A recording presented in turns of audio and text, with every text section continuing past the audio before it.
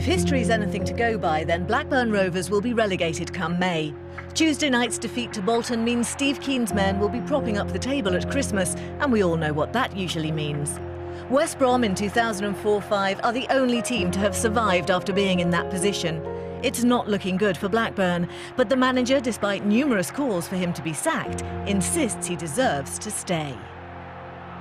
We've also got a lot of support from some very experienced managers, and no disrespect to, local MPs or local journalists or ex-players. When you've got vastly experienced managers that are phoning me up and saying, under the circumstances you're doing a marvellous job, then I'll listen to them. Keane's opposite number this weekend enjoyed a successful spell as Blackburn manager in the early 90s.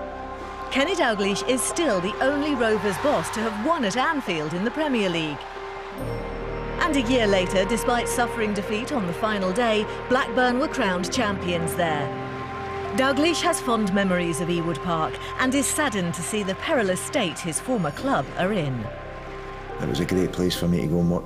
There were some smashing people there that were in charge of the club at that particular moment in time, and I would never have anticipated or foreseen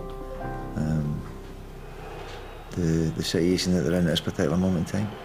The frustration is understandable in many ways, but I don't think it's helpful. And I think it's sad, really, that it's come to that, but that's the way it is. Liverpool have only lost one of their last 10 league matches, but the 5 draws in that time have seen valuable points dropped.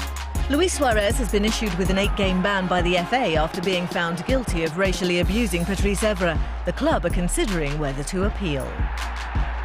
At this moment in time, I don't think the club are permitted to get into any further detail than what they have done in their statement, which couldn't have caused anybody any trouble.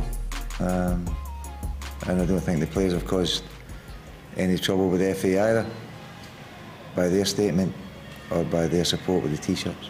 So, if we're not in any trouble, we'll just leave it at that before we do get ourselves in trouble. Liverpool have taken more points from their travels this season than at Anfield. But on the flip side, Dalglish's men can still boast an unbeaten record at home.